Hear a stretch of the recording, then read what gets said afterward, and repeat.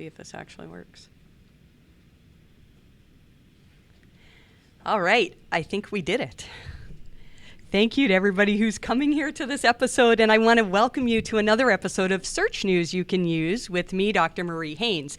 This is a live episode, and you can see that we're here in our office, and behind me is my staff. You can see some of them.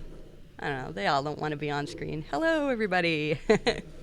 We had a few technical difficulties getting this stream working. Maybe...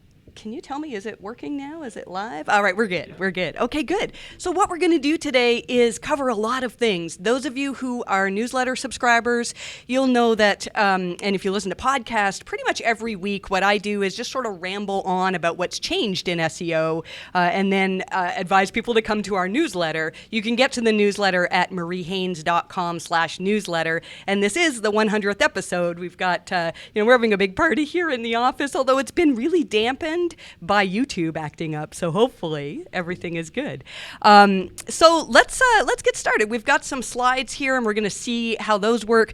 In this episode, we're going to go over some tips from past newsletter episodes. Each of my staff has picked out their favorite tips, and so we're going to talk about that. I know a lot of you really, really want to hear our thoughts on this new nofollow information from Google, and so we're going to talk about that. We'll talk about the changes in the quality raters guidelines that happened just a few days ago.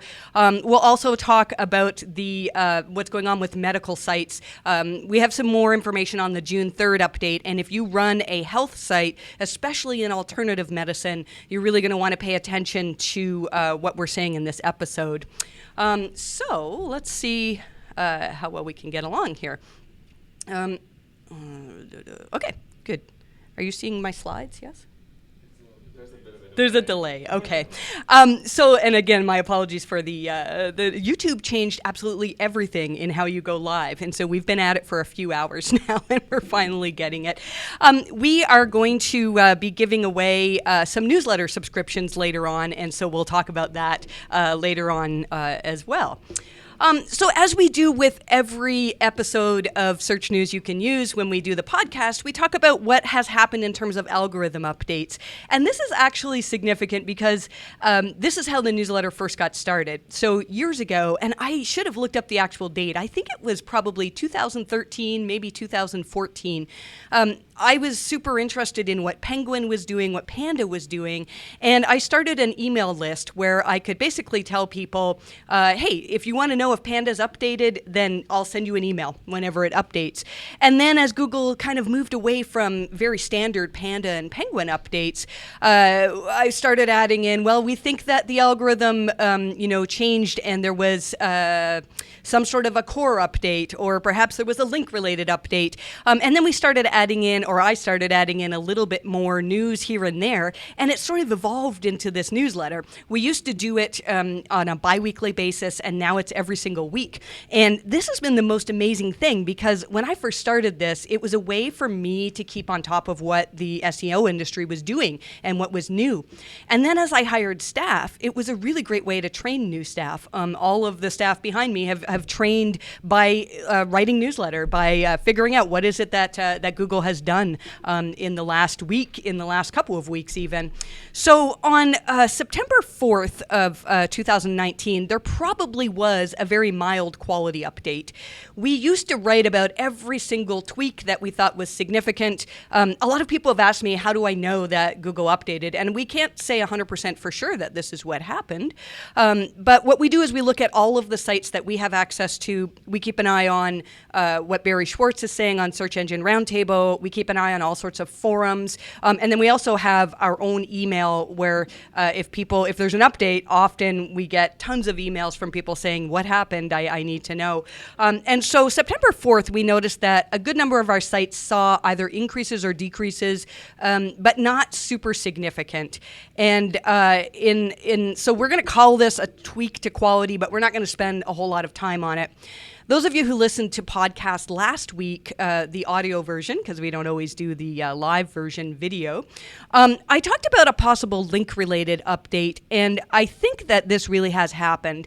And so I think we'll talk a little bit more about this right now. So it used to be, when Penguin came out, Google would do very specific, oh, we reran Penguin or we updated Penguin, and it was super obvious. And now what we're seeing is, Google hasn't told us that there's a link update.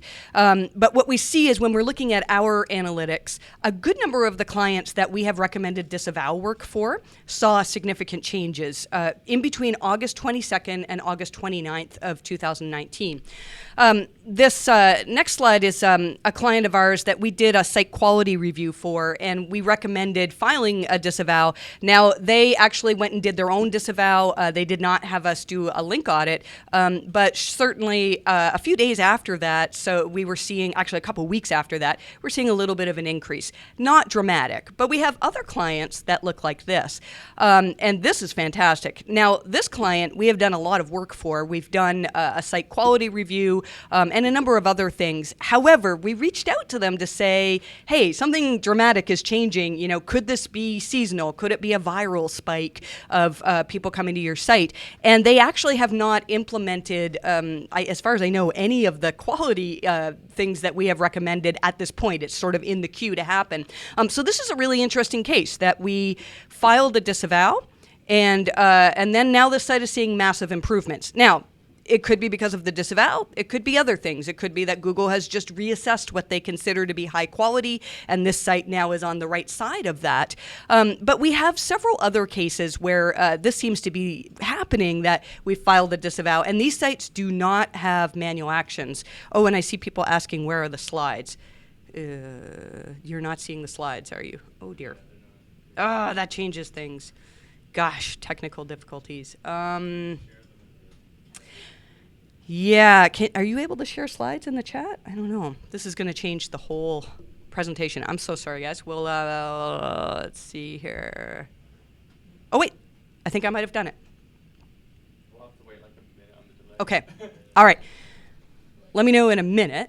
If you can see the slides. We'll get through this. Okay, so actually, you know what? I'm going to go back then and show the previous slide because you guys didn't see that. All right, good. Okay, so this is the site that we had recommended filing a disavow. They had a number of keyword-anchored links in articles that were on, semi-reputable sites, and so they went ahead and did their own disavow. And we think that the changes that they're seeing, the increases, are related to Google having more trust in their link profile now. And then this next site is a site that, the one I was talking about, where we actually did the link audit, and we filed, gosh, I can't remember how many domains were in this disavow, but there were at least 1,000. There were quite a few. And so this site is seeing really nice improvements. Now, like I said, we have other sites that are following this pattern, but what's most interesting is sites like this. These are sites that we did a review for this site, and we said, look, you don't have a manual action, but we feel that you have unnatural links and you should be disavowing them. And then they didn't go ahead with the disavow for multiple reasons. And so these sites are seeing drops in conjunction with this time period between August 22nd and August 29th of 2019. So we can't say with 100% certainty that this was a link-related update. And what's funny is when I prepared these slides that now everybody is seeing, we didn't have the information about Google potentially treating links differently. And I'm just thinking about this right now, that this could be a factor that that plays into this. So I'll come back to you on that. I think we'll have to think more about that in the weeks to come. I'm going to talk a little bit more about disavowing later on, but we've got a whole whack of stuff to get through in this newsletter. And one of the things that we really want to do is talk about some of our past episodes because there are some really, really good tips for SEO. If you are a newsletter subscriber, we have, that we have two versions of newsletter, free and paid. And the paid version has a lot of extra stuff in it. So this week, for our 100th episode, the paid version is totally free to everybody. So again, mariehaynes.com/newsletter, and you can see the link to episode number 100. So we asked each of the staff to go back and pick their favorite tips from the past 100 episodes. And so I'm going to start off with my own tip. Episode 1. I had envisioned Penguin newsletter, and this is episode 1 of the actual, not just, hey, Penguin updated, but I had envisioned newsletter as having these challenges in it, and I created a challenge to try to get more featured snippets. And so I wrote an article with very thorough information on, this might work, and if you change this could work. And then I showed you in great detail how I actually made changes on a site that I run and then started winning some featured snippets. And it was really cool to see that other people did this challenge as well and won some featured snippets. Now, the featured snippet algorithm is changing all the time. And so some of the stuff that's in that first episode, may not work as well today, and there can be other things. But I would really encourage you to take a look at that because really, featured snippets, in most cases, if you win them, they're a good thing for your site. And then the next tip that I'm really happy about was when we started doing a page speed series. So there are all sorts of documents written online about how to improve your page speed. We know that page speed is a ranking factor. It's confirmed by Google that if you have a faster site on mobile, that you could potentially rank better. Actually, that's not true. That's not true. If you have a slow site on mobile, you could rank worse, which means that you still want to have a fast site. And so what I found was that all of the information that was written online was very, very technical and challenging for me to understand.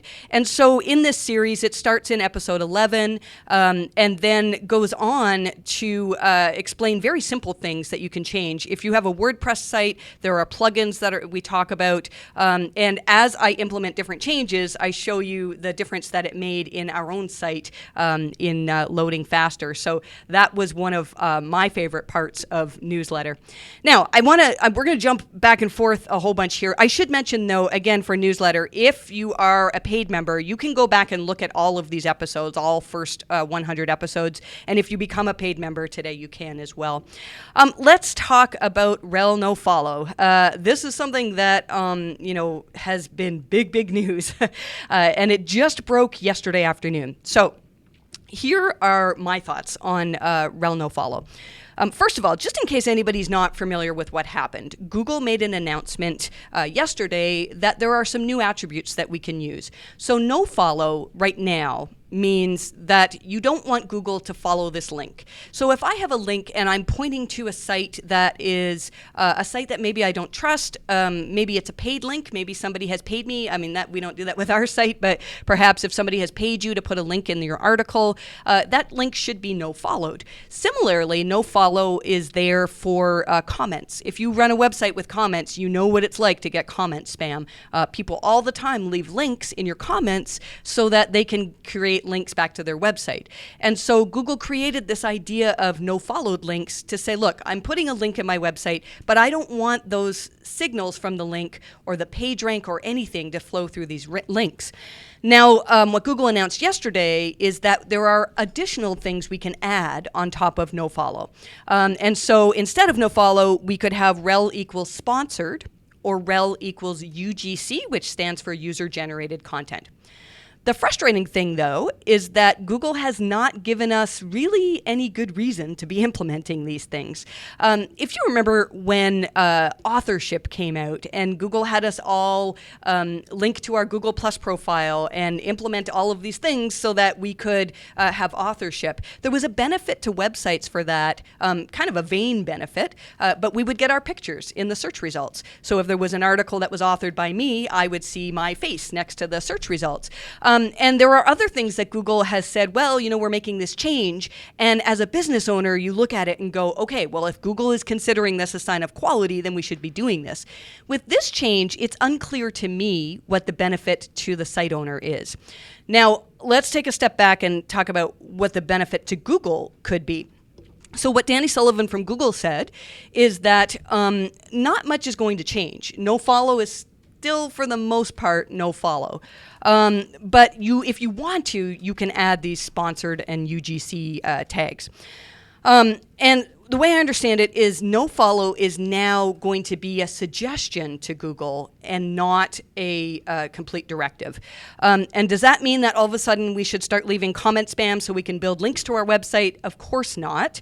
But I do think that it means that Google could start counting some of the links that are coming from nofollowed sites. So say, for example, CNN.com did a big story on SEO, and they recommended our company and linked out to our company with a no-followed link. In the past, we would say, well, this is good because it's good for entity recognition. We'll come back to that actually a bit further on in the broadcast.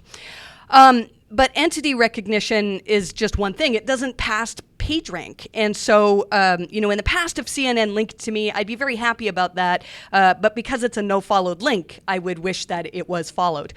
I believe that Google is recognizing, look, we want to trust recommendations from experts, and most of the large publishers now have all no-followed links. So this is a way where Google can say, look, if we trust that this is a trustworthy publisher, it's an authoritative link, they would actually like to count that link. That's my thought. And I think that we're going to see that if you get a mention in an authoritative site, that it actually could count for more. And that doesn't mean we should all start stepping up on doing extreme amounts of guest posting and paid placements and things like that. Because I think Google would only do this if they feel really, really comfortable that they can determine which of those no-followed links are actually true recommendations for your website. Because that's the type of link that Google actually wants to count, right, is links that are recommendations. So should we be implementing, when should we implement sponsored and rel equals UGC? I think there's no harm in doing it. I don't know if there's any benefit to the site owner, though, and maybe this is something we can talk about in the chat and have further discussion on. I think from this point on, if maybe that's something, I'm sure people will come out with WordPress plugins so we can very quickly mark our comment links as user-generated content. I think those will be automatically ignored by Google. I think that anything marked as sponsored will be automatically ignored by Google. And then I think if you have no followed links, it's up to Google to decide whether they want to count it. I'm not sure what more I can say on the subject now. There's more stuff in newsletter. If you go to the 100th episode, we've basically written down everything that a Googler has said on the subject. There are things to know, such as you can't use these new link attributes in your X-Robots file, and you can't use them in the head of your document either. So right now you can have, I believe you can still have a meta tag in the head of your document that says that every link on the page is no followed, but you can't have a meta tag at the head of your document to say every link on the page is sponsored. So that's all we know at the moment on this, and hopefully we'll get more information soon. It's really confusing, and people are even saying, okay, so if I run an affiliate site, should my links to affiliate content be marked as sponsored? Probably, but if you're no following them, I don't see what the difference is. So anyways, we'll have more on that as the search community discusses it more. I think it's a really interesting change. I don't think it changes that much. I think some sites that are truly getting natural mentions may see some improvements in search, but I don't think it's going to change a whole lot.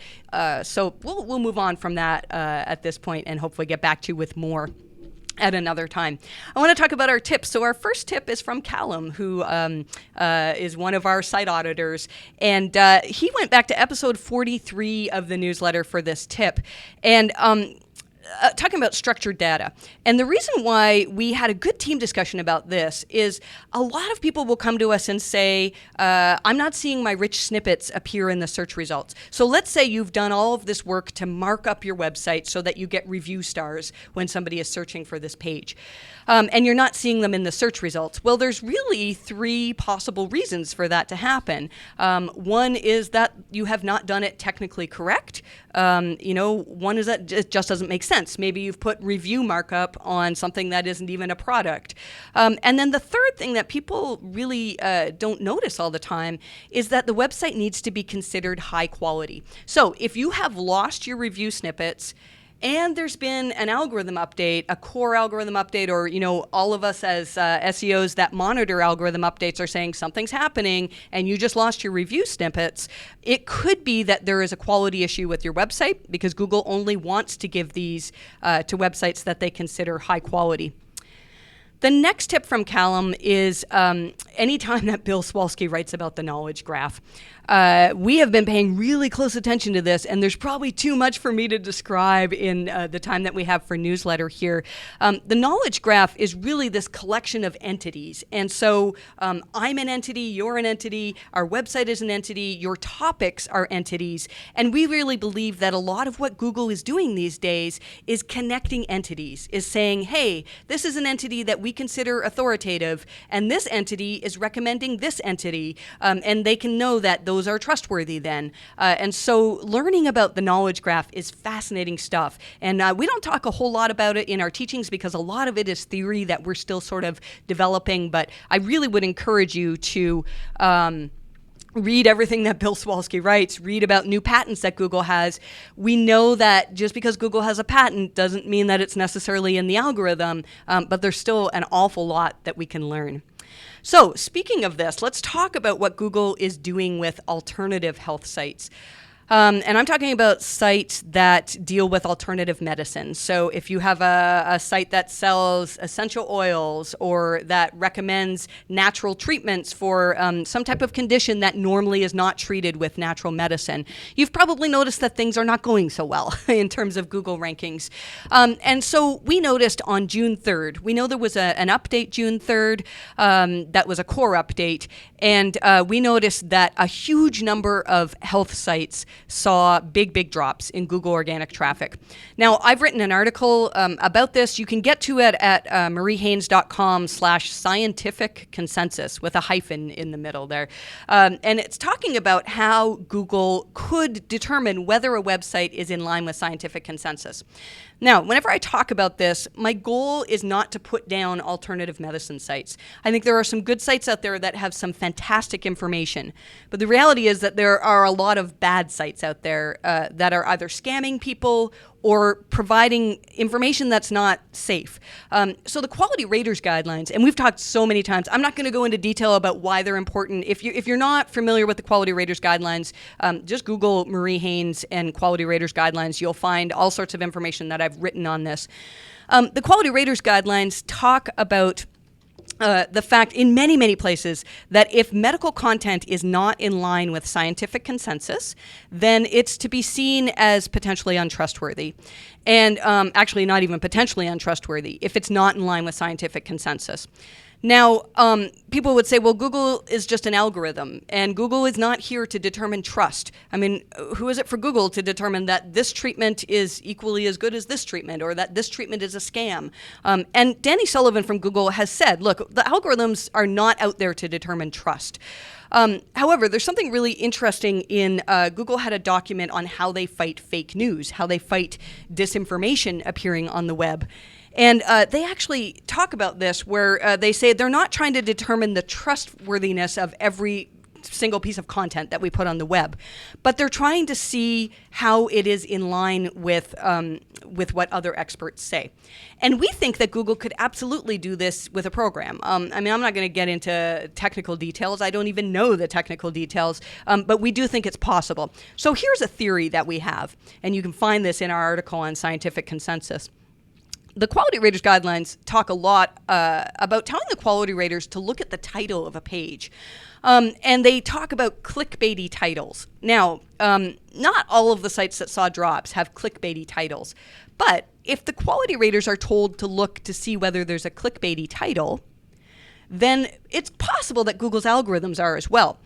Or at least trying to figure out what the title is offering. So let's say the example that we gave in our article is not a client of ours, but somebody who has a website that has a page that used to rank really well for the term kidney cleanse.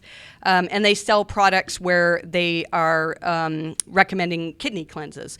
So it would be very easy for Google to take the information on that page, whether they take the title tag, whether they take the text on the page, they could use natural language processing to determine this page is about kidney cleanses, it's on a health topic. Maybe they determine this page is actually selling products on this page as well.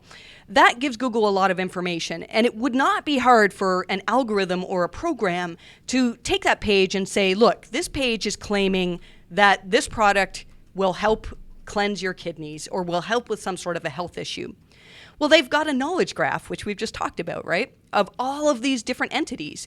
And kidneys are an entity. I would imagine kidney cleanses could be an entity. We don't know how granular the knowledge graph gets into, but probably it is. So if you want to determine what's in the knowledge graph, do some searches. We know that Google has a list of trusted medical sites that they trust, and those include things like Mayo Clinic, WebMD. We often see that Healthline ranks really well, so Google must trust Healthline. So if you do a search, so if you say, do kidney cleanses work, and you do a search for this, you'll get information from Healthline that says no. There's no evidence that shows that they work. You'll get information in Wikipedia, which Google trusts, to say there's really no evidence that this works. It would not be hard for Google's algorithms to say the title tag of this page is claiming this medical thing, and our knowledge graph does not make that same claim. And let's say that that happens across many, many pages of a website. Then that's probably seen as a sign of low quality. And your website maybe has several pages that are talking on these subjects that really are not in line with what a traditional physician or whatever is the seen as the traditional practitioner in your area would say. And so the article that we wrote gives some ideas on how we can combat this. We are in the process of creating a white paper for our clients. If you are a client of ours and we have reviewed your health site, then one of our team members will be reaching out to you in the next couple of weeks probably with this white paper that talks about very specific ways that we think we can combat some of this. Now, if your site is solely existing to prove something, the example that's given in the Quality Raters Guidelines is a little bit dramatic, saying carrots cure cancer. If the whole purpose of your site is to say, look, forget about natural medicine, forget about traditional medicine and just eat carrots and you'll be cured of cancer, then it's going to be very hard to rank on Google again. And I think some of these sites need to look at other ways to rank. But if you have just parts of your site that potentially could be seen as contradicting scientific consensus, we do think that there are ways that you can separate that out. And there are other things that you can do to help improve the level of trust overall. So I'm going to leave it at that because I know this is not interesting to all of you, but certainly if you do have a health site, you want to check out that article. Let's move on to some tips again here. This next tip is from Matt. You can see over my shoulder. Hi, Matt. He's not waving. There you go. This tip was from Pedro Diaz from Twitter. And what we do often in newsletter is when every one of you tweets out really cool things like, hey, I tested this and it works, or here's a really neat thing, we take note of that. And if there's something we feel we should share with our readers, we put that in newsletter. This might seem kind of basic, but I think a lot of SEOs miss this thing, that we look at things.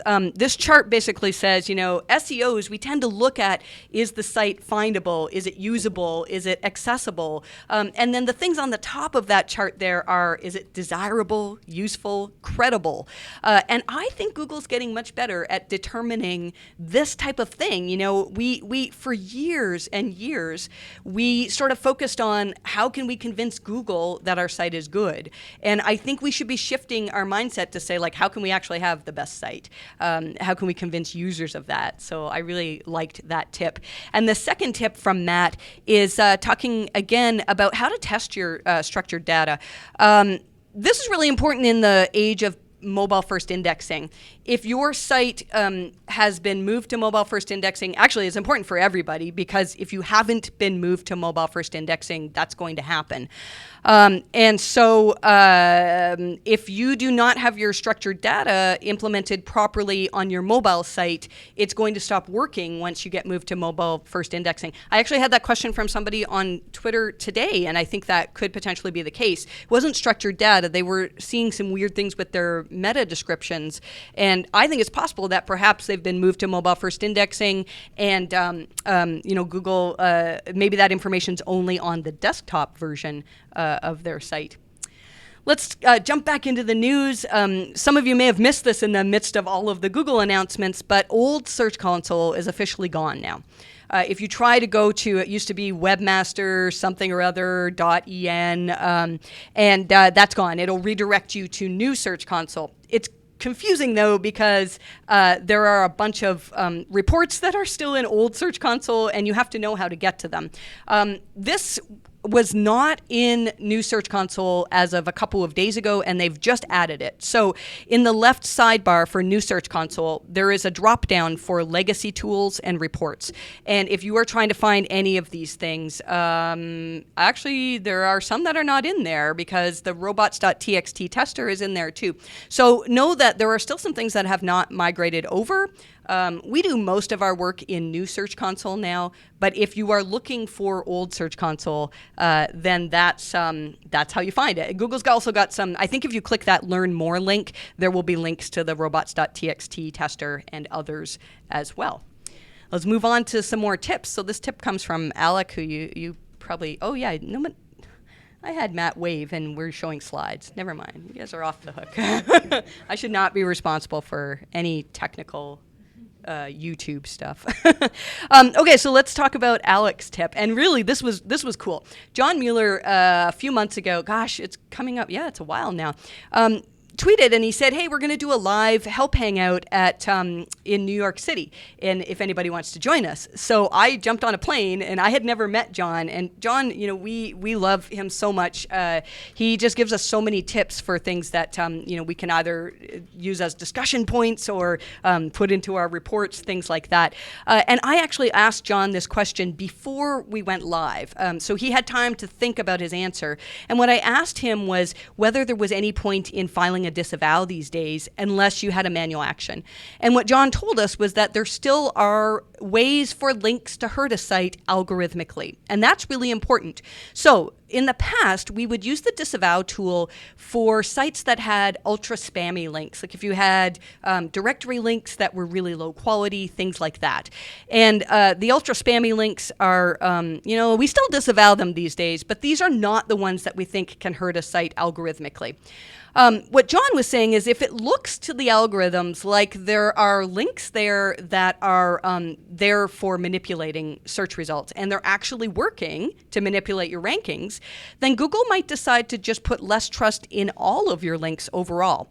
So I showed you at the beginning of this presentation some sites where we have done a disavow, and what we've done is essentially say, look, these links that were made for SEO purposes, we don't want you to count them in these types of calculations. And that these sites are now seeing improvements. So this was really a big thing when John actually confirmed our thoughts on disavowing. The next thing that Alec put in there has been a really challenging thing for us as well, is Google retiring rel equals previous and next. Because many of you as well, I'm sure, have been recommending to your clients using rel prev and next, and now Google's not. And so I'm not going to go into great detail about what that means. You can look back at episode 76 and go into our thoughts on that. But we've had back and forth discussions on whether we should still be using rel prev and next or whether it's actually not worthwhile. So there's a good discussion in episode 76 on that. We'll jump into a little tip here. So if you're new to newsletter, one of the things that we often do is just include little tips as they come up. This is not new Google news, but it was a question that came up on Twitter. I think Mike King was asking about this, and then I saw it and said, oh, yeah, we've got a document on that. It was in newsletter. So what Mike was asking was, do you really need to have a canonical tag in the head of your document, or will Google recognize it in the body? And Google's actually got documentation that says they will not recognize a canonical tag in the body of your document. So if you're struggling with getting your canonical tags recognized, it may be that you're using some type of code that has the tag in the body. Something to look at for sure. We'll move on to our next tip, and this is from Dylan. Dylan told us about this video from Kevin Indig. Kevin has a fantastic video. Again, you can find it in episode 78, talking about entities. And it is really, really fascinating. I think I've talked a little bit about this already. We really would encourage you, if you're trying to learn how Google works, how Google could be determining quality, and how Google could take the information from the quality raters guidelines and actually make algorithms out of it, reading more about entity content is key for sure. And the next tip from Dylan is the tip I always give when I'm at a conference and somebody says, what's your number one tip, is read the Quality Raters guidelines. We give you all sorts of tips whenever we see something new in the guidelines. And I'm actually going to be talking in a minute in this broadcast about what's changed in the Quality Raters guidelines. But even just reading them yourself is really, really important. When the Quality Raters guidelines changed just a few days ago, I read the whole thing over again. I've probably read them at least 100 times. And there were so many things I was putting in our team Slack channel saying, hey, I didn't realize it said this. This could be a sign of quality. And so even though I've read them so many times, I'm still finding new things in there. One thing I would recommend for you, if you don't want to read all 160 plus pages of the Quality Raters guidelines, is to focus on the examples. So Google gives several examples and says this site is to be considered high quality because of this, or low quality because of this.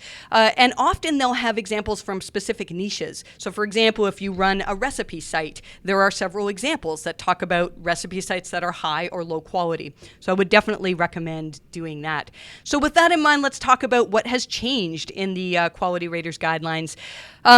We have information in newsletter. We were going to make this its own article, and again, it's in both free. Well, actually, there is no paid version this week. So the 100th episode of newsletter has these outlined quite a bit.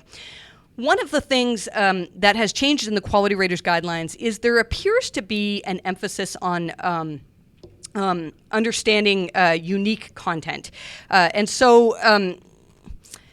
We've always said there's been something in the Quality Raters guidelines for a while now talking about copied content and whether copied content is copied word for word or whether it's sort of similar to something that's already out there. The new guidelines have words that basically say, look, if there's content from a news source, why would users want to read? Is there stuff in there that is original reporting that they can't find elsewhere? This is really important because a lot of sites, even our own site, I mean, our newsletter, we are rehashing the news. We're rehashing news that you could read on Search Engine Roundtable, you could read on Twitter. And it's not just enough to say, hey, we've got all the news in one place, so Google, you should rank this. Because if people are searching for stories, why would they want to find our rehash of the news? So what we always try to do in most cases is add our own take on things, add more information, add stuff from our own private conversations, add stuff from our own personal experience with these types of SEO things. And so if you're reporting on the news, it's going to become important now to be not just unique in terms of something where a machine could say, oh, it's in the future, that probably will demote sites even more that don't have very much original content. There's also some interesting wording in the document now about images. They actually suggest that high quality images and unique images are to be seen as high quality, and videos as well. Now, we have always maintained that it's perfectly fine to use stock photography in your documents. I don't think that if you use stock photography, Google is going to be saying, oh, you're low quality. But I do think that if you have unique images, you have a better chance of actually ranking well in image search.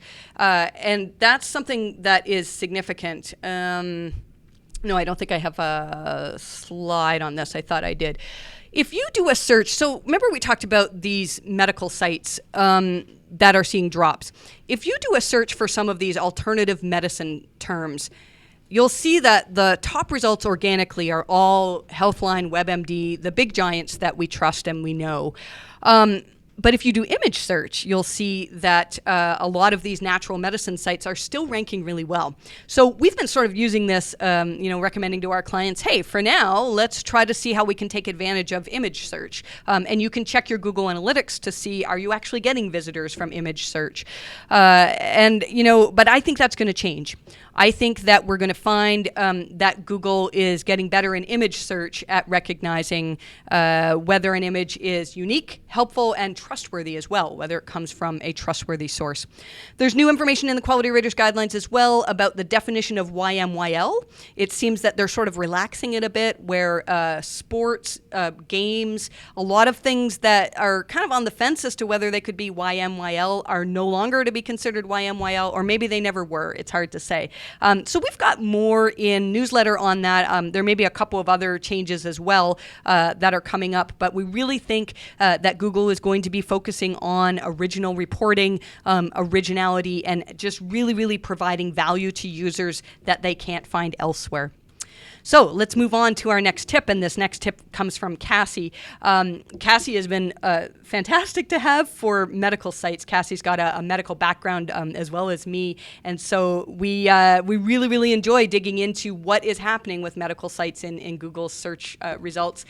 And when Bill Swalski wrote about PageRank patent getting updated to include trust sites or include trust elements, this was really fascinating for us. And so we have all sorts of discussions about, hey, Google did this thing, and then Bill wrote about it, and then what do we think is happening? This idea of trusted seed pages is fascinating to me. I spoke at PubCon Vegas, I think that was 2 years ago, actually, now, talking about links. Maybe that was last year. It's hard to say. I have a theory that Google only wants to count links from trusted sites. And we talked about how, they can have these trusted seed sites, which are, we would say, okay, Harvard or the New York Times is probably a trusted seed site. And if you get linked to from these seed sites, then you will find that those links actually matter. But that doesn't scale well, right? Because new industries can emerge, and what are the trusted seed sites for those? Hard to say. So so what we think is that Google does this with EAT. And if they want to trust the links pointing to your site, they will trust the links that come from sites with good EAT. And now with this, I'm just thinking of this now as I'm saying this, with this new change in how they assess no-followed links, this could play into this. It may be that Google was only counting links that were followed from sites with good EAT. Now maybe Google's saying, look, if a link is not marked as sponsored or UGC and it's from a site that has high EAT, then it's probably one that we want to count. Unnatural links at your site and then redirect them to your own. And we're not saying here that this was a tip that we recommend doing, but the point is we get questions all the time from people who say, I had this idea, I want to do this, I want to buy this expired domain and link to my website. And there are so many things. Google's just on top of most of those tricks. I used to stay fairly up with Black Hat forums because a lot of these tricks were still working, and we would decide, is it ethical, is it moral, maybe it's something that we could try. But really now, if you're trying to use tricks to rank, there are still some people out there that can do it in some niches, but I would not recommend it for sure. Let's talk about another SEO tip. Are you having issues with the test live URL feature in Google Search Console? I put this in here because it happens to us all the time. So if you use Search Console and you're trying to test the live URL, you're basically running a fetch and render of that page. And we've been having issues with some sites now where we'll get errors back on the page. So it'll say, oh, it's not mobile friendly. And then we test it again the next day and it is mobile friendly and we haven't changed anything. It's buggy. So I'm just putting that in there to say that this is buggy, and if you're having problems with this tool, just go back and test something the next day because it seems to me that it could be a bit of a bug. Our next tip is from Summer. Summer is our newest employee, and Summer is organizing so much of our social media. Actually, I think Summer is Summer. If you're seeing comments from me in the chat, it's actually Summer at this point. And so thank you, Summer. You're doing a fantastic job. Summer's tip is one that we actually include in all of our reports, and it sounds like a silly thing. It's that people guess our ranking factors. But John has said this in one form or another many, many times, that in order for your website, for Google to want to rank your website well, it truly has to be the best of its kind. I was at a conference once a few years ago where Jake Bolhall was speaking, and he asked people for a show of hands, and he said, how many of you would like to rank #1 for your queries? Of course, everybody put their hands up. And then he said, how many of you have the best site for those queries? And like 2 people had their hands up. And I think in the past as SEOs, we've been able to take mediocre content, and if you SEO it enough, you can make it rank well. And that's getting harder and harder to do. So this is a really good tip. It's a tough one to implement. But if you can really focus on truly being the best, that eventually comes around. And Google really should reward that type of thing. Next tip is from Andrew, and Andrew has worked on. If you think that I've gotten much better at producing memes on Twitter, it's not me. It's mostly Andrew. He's great at. He's our meme master for sure. Andrew, and this is something I actually didn't know, that Andrew used to be a Flash developer, and so he's got information in here. This is again related to mobile first indexing. If you have Flash content on your website, it's going to make it so that you either can't be moved to mobile. So speaking of Flash content, I don't know how much I want to give away, but we have a funny video game. We'll talk about that in a minute. That'll be a good thing. And our final tip was just an interesting thing to watch. Some of you probably remember a few months ago, there was a thing where a company called the North Face actually, but so many news outlets wrote about this and linked to that company. So we're not saying go out there and break people's terms of service, but what we are saying is do cool things. Like do something that's just different. Don't do the same thing that everybody else does, but do things to actually legitimately get people talking about your company, and that can really help generate some links as well. So I want to jump to this next part, because this is where we're going to make a little bit of an announcement. We're making some changes in Marie Haynes Consulting. We've already made some changes. It used to be just me, and now we've got 8 of us. And we've really moved away from it just being just about me.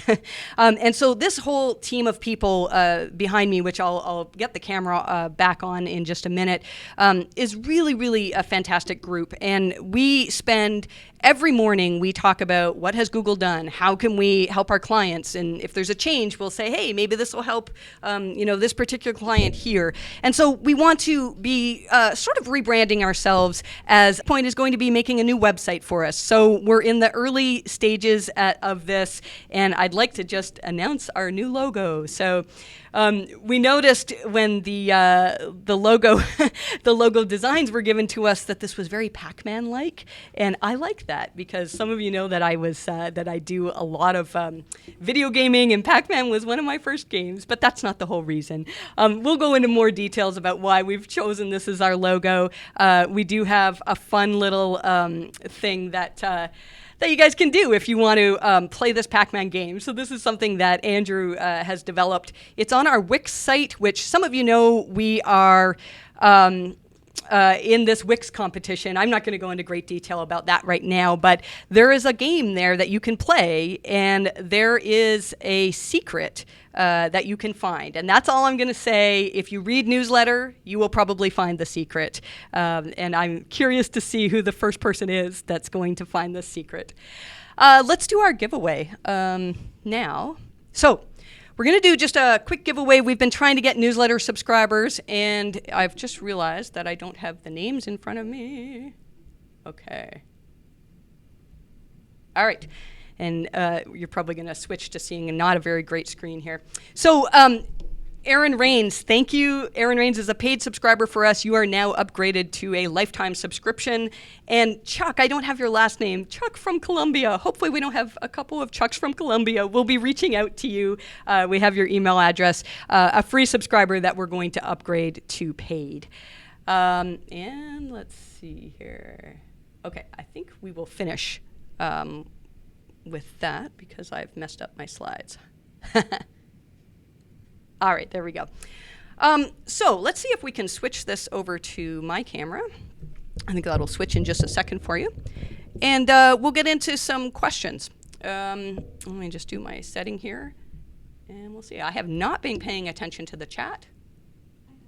Okay, Summer has. And let's see here. Oh my gosh. Okay.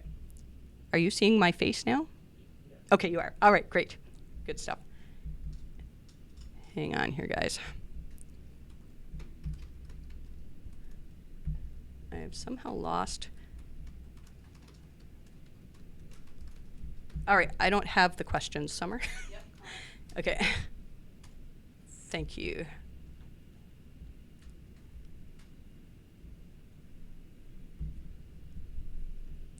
Sorry, guys. We'll get this in just a minute. The joys of, there we go. Okay.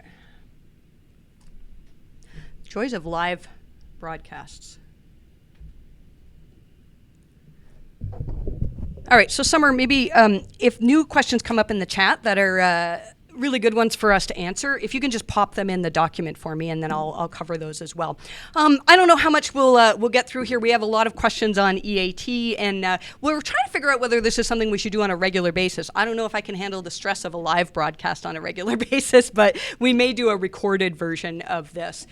Let's see, what ranking signals correlate with EAT? So I actually have a direct answer for this. Google's documentation on how they fight fake news and disinformation actually tells us that PageRank and trust can correlate to EAT, and that, PageRank correlates directly to trust and authority, and that's important. So PageRank comes to this whole idea of how we want to get links from authoritative websites, and so yeah, they correlate with that. What people ask all the time is how can we measure whether our EAT is improving? And really, the only way that we know to do that is to determine whether you're seeing improvements in conjunction with a core algorithm update, and so. Core algorithm updates, the latest one that we had was June 3rd of this year. We had March 12th before that, September 27th before that, and August 1st. I don't think I've missed any there. It's been a while since we've had a core update, a few months at least. Now, Google has said that if your site is going to see improvements because of quality issues, you probably have to wait until there's a core update again. So if you've been making changes to try to see recovery after an algorithm hit with a core update, then it's something that it's going to take some time. You're going to wait and see that there was an update, and then hopefully you'll be able to see those changes. Let's see here. Next question. EAT discussions often focus on YMYL examples, but much of the web is amateur, informational content, history, sports, hobbies, etc. Interested in your thoughts on how EAT might be used here where the author might not even be obvious. So the Quality Raters Guidelines actually talk about that, and that's actually one of the changes that came to be in the most recent Quality Raters Guidelines, that not everything is YMYL, and EAT, we think that EAT is only applicable for YMYL queries. It's not that your entire site is viewed as YMYL, but maybe topics are. And so if you write on a health topic, then that topic is definitely YMYL. If you write on a topic, let's say you have a poetry blog, it's unlikely that that's something that is going to help people make a life-changing decision. And so EAT is probably not so much of a factor. What we think is, and this is written in the article that we just published on Scientific Consensus, there was a theory that, and I don't even think it was a theory, it was from a conversation. So, and I want to point out that this was something that somebody wrote as a result of a conversation, so we don't know that this is 100% for sure. But the way that Google's algorithms probably work is that there are many, many factors. So we've said, there's over 200 ranking factors. Perhaps there are more. There probably are more. Each one of those factors is probably multiplied together in order to come up with a final score in terms of quality. Now, one of those factors is probably trust, and we think that trust has so many components. It could be the trust of your links. It could be whether Google trusts that you're in line with scientific consensus. There are many things. If you go to mariehaynes.com/trust, you'll actually find an article on the September 27th update that goes into great detail on all of the trust things that could happen. So let's say that you have this score, and your score puts you in the place to be the number one ranked site. But then Google says, wait a second, this is a YMYL query. This is a keyword where somebody searching for this is looking for information that is going to drastically or going to in some way change their lives or allow them to spend money. Then Google will factor into this trust factor, and maybe it's stronger for EAT, maybe it's not there for sites that are not YMYL. So let's say that their trust factor is like, we're not sure that we can trust this site. It could be a decimal multiplier, and then what happens is all of a sudden your score is so low that you can't rank for those YMYL queries. We have had a couple of sites that have come to us with drops in conjunction with core updates that maybe we didn't think were YMYL, but I would say probably, the vast majority are YMYL. All right. I knew this question was coming. For affiliates, okay, so this is talking about the rel equals nofollow, the rel sponsored, the rel equals user-generated content. For affiliates, does this mean that all of your external links to merchant sites, such as Amazon, should be rel equals sponsored? I think the answer to that is yes. What Google, although somebody asked this of Danny Sullivan, and Danny's answer on Twitter was, I'm not so sure on the answer to that. Let Gary get back to you. And then Gary Ish tweeted saying, I don't know. And so I don't claim to have the exact answer to this if both Gary and Danny don't have the answer. I think that from this point forward, when we have sponsored links, we will probably tag them with rel equals sponsored. Like if we're linking out to an affiliate partner, we don't have a lot of those on our website. We have a few though. I don't think I'm going to go back and change past ones that we have as no followed. And I don't think there's going to be any negative to you as the publisher linking out to Amazon if that's a no followed link and it doesn't say sponsored. I don't know. So I think this is one of those things where, we'll have to see what Google says about this. It's a very much an it depends answer. Let's see here. Do you think that nofollow can help with crawl budget as well? Robots is better, but there is a reason we can't employ that in our specific case. Okay, so a lot of people used nofollow to optimize your crawl budget. And the idea was, let's say you had a section of your site that was a forum that wasn't supposed to be in the index. And every time you link to the forum, you're like, there's no point in Google crawling these, 200,000 pages of our forum, so we're going to nofollow so Google doesn't get there and crawl it. Google has said that that's not going to work anymore. And I can't remember, they said there's part of this that's already in effect, and I think that's the part that comes into effect in March of 2020. And so if... you don't want to be using nofollow to protect crawl budget. You can still use disallows in your robots.txt. You can't use nofollow in robots.txt. I think some people used to use it in the past, and Gary Ish just tweeted today that that never was honored by Google. I think that's good there. Summer, if you can leave the question I'm answering on, that will help me. Yep, perfect. Okay, and then let's see. Do you think this will prompt large sites with guest post contributors like Huffington Post or BuzzFeed to add user-generated content with no guest posts? If you make all the links on that guest post, gosh, if they're sponsored, you would make them sponsored. But let's say I write a guest post for Moz. It's been a while since I've done that. I probably should do that soon. If I write a guest post for Moz, I think you could mark that as user-generated content. And Google actually had something in the blog post on this change, basically saying that you might want to say, mark all of your comments as user-generated content. And then if you actually really trust one of the commenters on your website, you could remove that UGC. So let's say, again, I wrote a post for Moz and I have some links to my own website in there. Moz, it could be up to their discretion to say, you know what, I think we're just going to mark all of these as user-generated so that Google doesn't think we're linking out or that we're selling links or something like that. I think it would still be fine to mark them as no-followed, but Moz doesn't no-follow links from within their posts. So, this could be an option for them.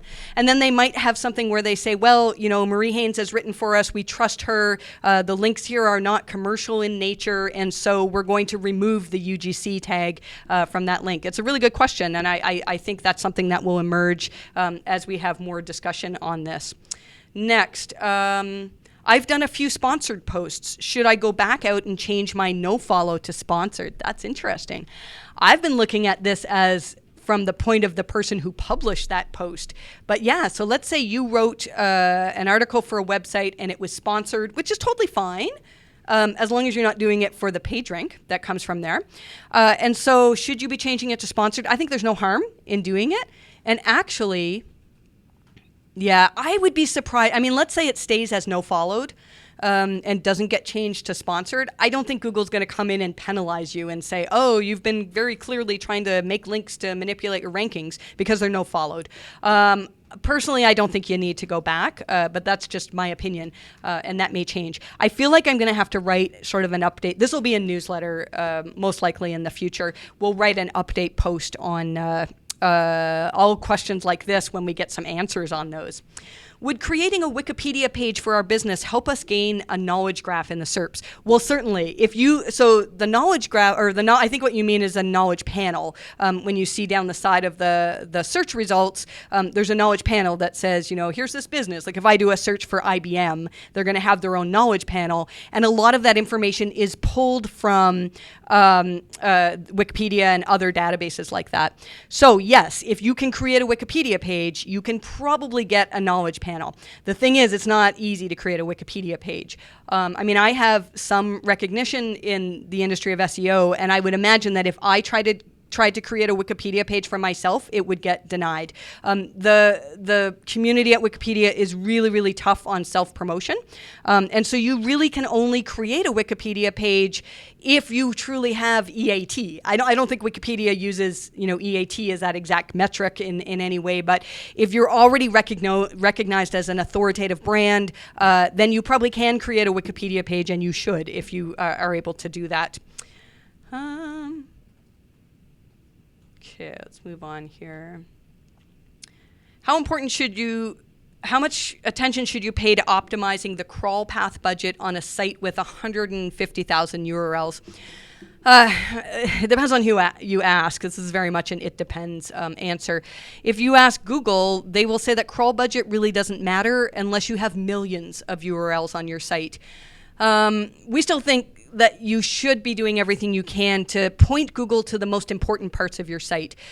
With that said, Google's pretty good at figuring out, like in that example where I gave where there's a forum, let's say you had a forum that really isn't your best content. First of all, you should be fixing that.